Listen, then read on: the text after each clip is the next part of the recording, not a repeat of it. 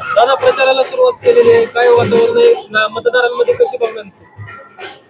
आज खरं तर प्रचाराला सुरुवात आमच्या सगळ्या उमेदवारांनी आता 2-3 दिवसापासून केली आहे, पण आज इथं आपण 20 क्रमांक प्रभागात आपण एक पदयात्रा काढलेली आहे. त्याच्यासाठी मी इथं आवर्जून उपस्थित राहिलेलो आहे. इथं आमचे उमेदवार आहेत मनोज केंगार आणि त्यांच्या प्रचारात आम्ही सगळे आज इथं आलोय. आरतीताई आमचे शहर अध्यक्ष आहेत, ते पण इथं आहेत आणि आपले नगराध्यक्ष पदाचे उमेदवार बळराज बेलदार पाटील ते पण आज या प्रचारामध्ये आहेत आणि काँग्रेस, शिवसेना, वंचित बहुजन आघाडी, अपक्ष उमेदवार हे सगळे आमच्या सोबत या प्रचारामध्ये आहेत. दादांचे 8 उमेदवार बिनविरोध आलेले आहेत, त्यामुळे कसं काय वाटतं? नाही काय, त्या 8 पैकी साधारण 4 उमेदवार म्हणजे 4 सीटवर आमचे उमेदवार होते आणि एकेकाला त्यांनी 20 लाख रुपये तिथं असे दिले, अशी चर्चा लोकांमध्ये आहे.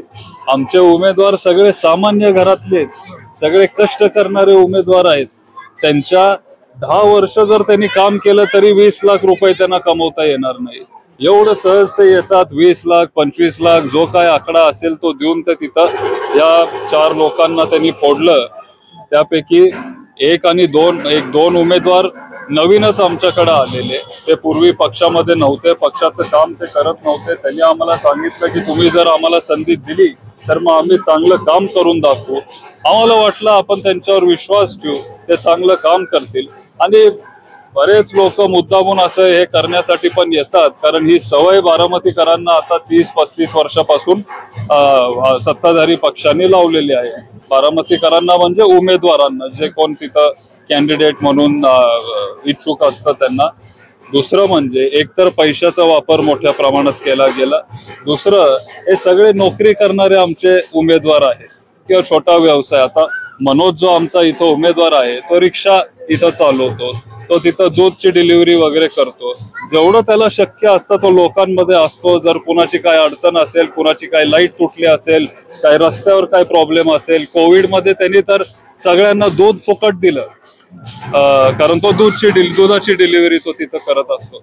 म्हणजे शेवटी गरिबाला किंवा सामान्य माणसाला दुसऱ्या गरिबाचं किंवा सामान्य माणसाचं दुःख तिथं कळत असतं.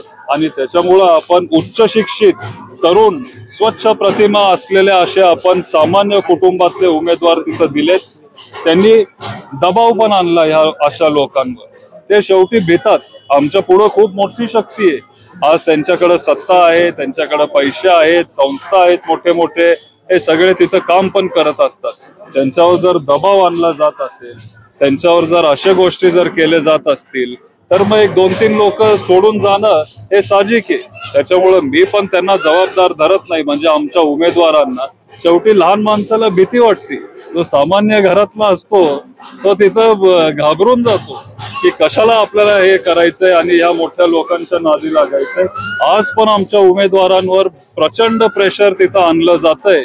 हे लोकसभेला आपल्याला बघायला मिळालं, विधानसभेला बघायला मिळालं आणि आता आपल्याला हे त्या नगरपालिकेच्या इलेक्शन मध्ये पण बघायला मिळतंय.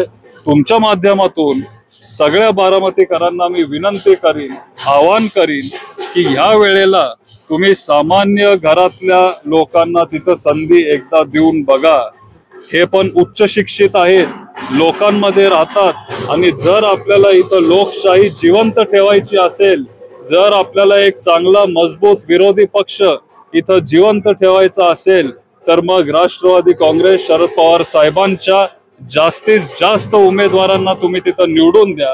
हे तुमच्यातली लोक आहेत, माणसांमध्ये राहणारी लोक आहेत. तुमच्या अडचणी काय आहेत ह्या लोकांना चांगलं माहिती आहे. ते काउन्सिल हॉलमध्ये जाऊन तुमचे प्रश्न तिथं मांडतील आणि तुमच्या ज्या अडचणी असतील, समस्या असतील, प्रॉब्लेम असतील ते लवकर आतापेक्षा सॉल्व्ह होतील, कारण तुम्ही तुमच्यातला एक उमेदवार तिथं निवडून द्या. दादा दोन्ही राष्ट्रवादी एकत्र येतील आणि काही जागा पवार गटांना सोडतील असं चर्चा होती. काय बरं झालं तुम्ही हा प्रश्न विचारला. आम्हाला पण वाटायचं की आपण काय एकत्र येतोय का काय, कारण चर्चा ही अशी खालती पेरली जाते. लोकांची दिशाभूल करण्यासाठी ही अशी चर्चा, अफवा मुद्दामून ते तिथं सांगितली जाते. मग लोकांना वाटतं की नाही, कशाला आपल्याला ह्याच्यामध्ये पडायचंय, काय या भांगडीत पडायचंय, हे एकच आहे. पण तसं अजिबात नाही. पवार साहेबांचा पक्ष हा मूळ राष्ट्रवादी काँग्रेस पक्ष हा वेगळा आहे आणि पलीकडचा पक्ष आणि बाकीचे सगळे पक्ष हे वेगळे आहेत. एकत्र आपण तिथे येणार नाहीये. आज आमचे कार्यकर्ते थोडे कमी आहेत. जे पलीकडे आहेत त्यांच्याकडे कार्यकर्ते जास्त आहेत आणि जरा मोठे पैसेवाले श्रीमंत कार्यकर्ते आहेत. कॉन्ट्रॅक्टर, ठेकेदार, उद्योजक सगळे पैसेवाले कार्यकर्ते आहेत.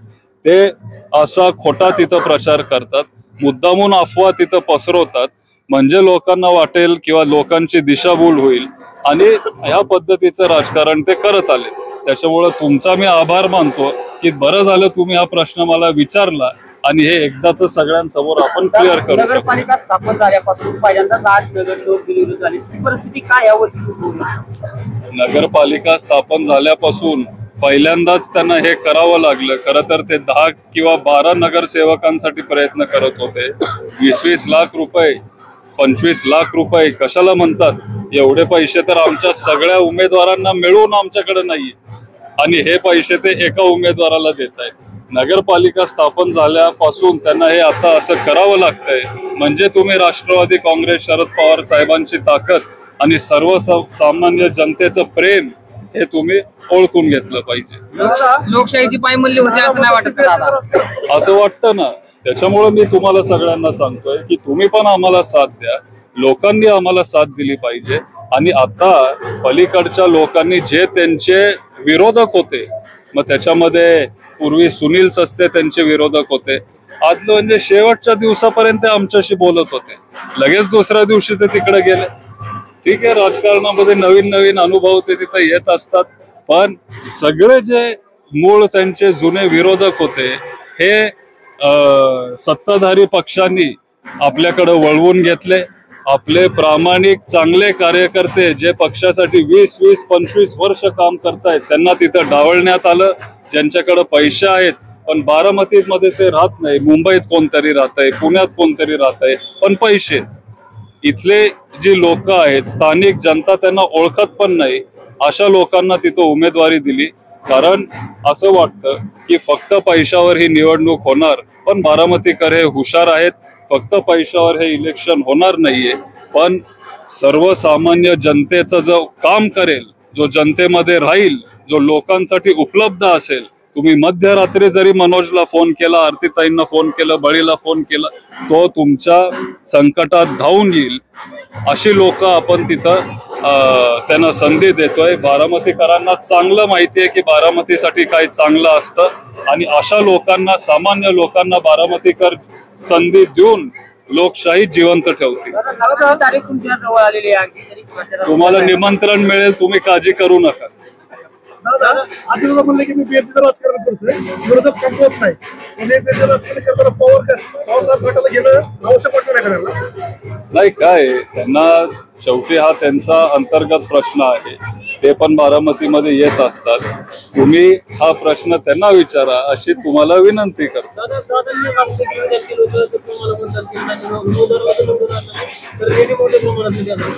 मत द्यायचं तुमच्या हातात असं तर निधी द्यायचं माझ्या हातात आहे असं वक्तव्य त्यांनी. पण काय हे खूप चुकीचं वक्तव्य आहे. खरं तर मी म्हणजे मला त्यांच्यावर बोलायचं नाहीये किंवा मी सहसा टाळतो, पण हे वक्तव्य खूप चुकीचं आहे. कारण तो निधी हा जनतेचा निधी आहे, लोकांचा